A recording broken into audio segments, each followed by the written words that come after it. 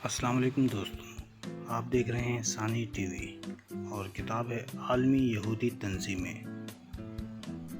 12ویں episode ہے، آگے بڑھتے ہیں۔ دائیں ستون کا نام بوآز تھا جو قوت کی علامت تھا، اور بائیں جانب کا ستون جاچن کے نام سے معروف ہونے کے ساتھ استحکام کا مظہر خیال کیا جاتا تھا۔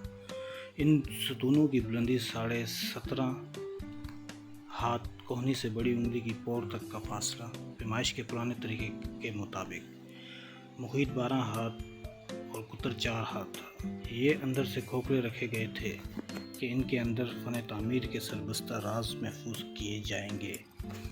یہ قطعاً غیر معقول اور لغو بات ہے، کیونکہ ایک جلیل القدر نبی کی زیر نگرانی عبادت گاہ کی تعمیر میں سربستہ رازوں کا آخر کیا دخل ہو سکتا ہے؟ لہٰذا باہر کی دیوار صرف 4 انچ موٹی تھی۔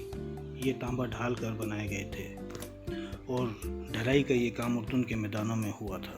اس سے مراد دریائے اردن کا مغربی کنارہ ہے، جہاں 3 ہفتے قبل غزہ سے انخلا کرنے والے یہودیوں کو بسایا گیا ہے۔ ڈھلائی کے اس کام کا نگراں خیرم ابیف تھا۔ ہر ستون 2 الگ الگ حصوں کو جوڑ کر بنایا گیا تھا، جو اتحاد کا درس ہے، اور ستونوں پر گلکاری میں کمل کا پھول امن و آتشی کا مظہر ہے، جبکہ انار اپنے بے بہا بیج رکھنے کے سبب کثرت کی علامت ہے۔ ہر ستون کے ہر حصے پر اناروں کی 100 قطاریں ہیں۔ مزید یہ کہ ہر ستون کے اوپر ایک گول فٹ بال نما پتھر ٹکا دیا گیا ہے، جس پر اس وقت کی معلوم دنیا کا نقشہ بنایا گیا تھا۔ یہ ہمارے لیے اس بات کی علامت ٹھہرا کہ فری میسن دنیا کے ہر کونے میں ہے، اور یہ مسلمہ حقیقت ہے۔ ان کی تکمیل اس وقت ہوئی جب پھولدار چھت نے ان کو ڈھانپ لیا۔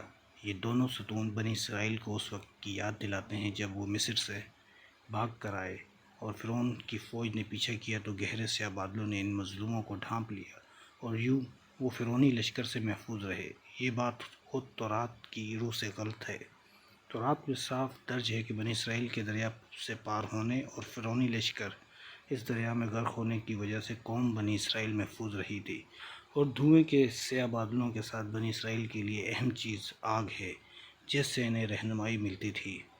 اس اہمیت کے پیش نظر اور ان 2 واقعات کی یاد تازہ رکھنے کے لیے سلیمان بادشاہ نے ان دونوں عظیم الشان ستونوں کو یروشلم کے ہیکل میں داخلے کی راہداری میں نصب کروایا، کہ یہی مناسب ترین مقام تھا جہاں پر معبد میں داخلے اور عبادت سے فارغ ہو کر جاتے وقت بنی اسرائیل اپنی آنکھیں ان کی دید سے ٹھنڈی کرتے۔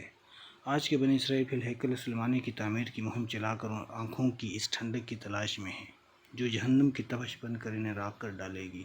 ان ستونوں سے گزرنے کے بعد گولائی میں تعمیر کی گئی سیڑھی ہے، جو درمیانی کمرے تک جاتی ہے، جہاں جانے کی ممانعت تھی، اور جہاں داخلے کے لیے مخصوص مصافحہ اور مخصوص لفظ پاس ورڈ کی ضرورت ہوتی تھی۔ پاس ورڈ شبولیت ہے، جس کے معنی کثرت کے ہیں، جو ڈریسنگ بورڈ میں پانی کی آبشار کے نزدیک مکئی کی بالی سے ظاہر کیا گیا ہے۔ ڈریسنگ بورڈ کی تصویر کتاب کے آخر میں دیکھیے۔ بعد ازاں یہ سیڑھیاں طے کی جاتی ہیں۔ ان میں سے 3 سیڑھیاں لاج کے نظام کو چلانے کے لیے، 5 لاج قائم رکھنے کے لیے، اور 7 یا اس سے زیادہ لاج کو ہمہ وقت درست رکھنے کے لیے بطور علامات استعمال ہوتی ہیں۔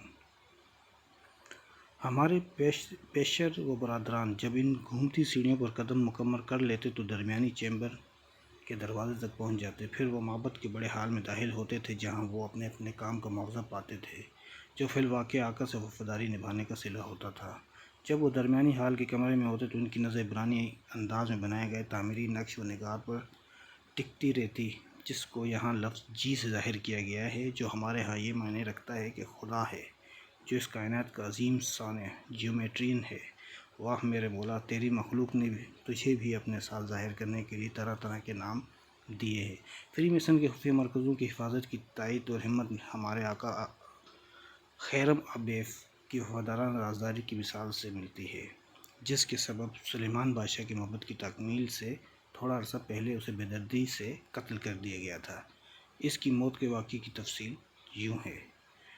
یہ دیکھتے ہوئے کہ کام ختم ہوا چاہتا ہے اور وہ تیسرے درجے کے رازوں کو حاصل نہیں کر پائے، خدا جانے اس وہ سے کیا مراد ہے، سیدنا حضرت سلیمان علیہ السلام کے ہوتے ہوئے یہ سازشی گروہ کہاں سے اور کیسے وجود میں آ گیا؟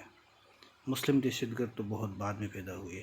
سازش کے ذریعے 15 فلوکرافٹ میسنوں کو اس کام پر مامور کیا گیا۔ کہ وہ ہر طریقے سے ان رازوں کو پانے کی کوشش کریں۔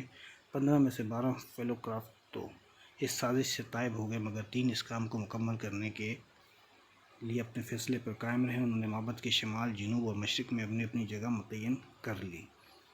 12 بجے جب ہمارے آقا اپنے معمول کے مطابق عبادت کے لیے آئے تو خدا کی حاضری سے فارغ ہو کر جنوبی دروازے سے باہر جانے کی نیت سے دروازے کے قریب پہنچے ہی تھے کہ پہلے باغی نے انہیں روکا، جس کے ہاتھ میں بھاری گرمالا پلمبر رول، لمبی چپٹی لکڑی جو پلستر کے لیے استعمال ہوتی تھا، اور انہیں دھمکانے کے انداز میں تیسرے درجے کے رازوں کا مطالبہ کیا۔ اس سے آگے کا انشاءاللہ نیکسٹ ایپیسوڈ میں پڑھیں گے، اور آپ سے گزارش ہے کہ چینل کو سبسکرائب کریں، لائک کریں اور زیادہ سے زیادہ شیئر کریں۔ شکریہ۔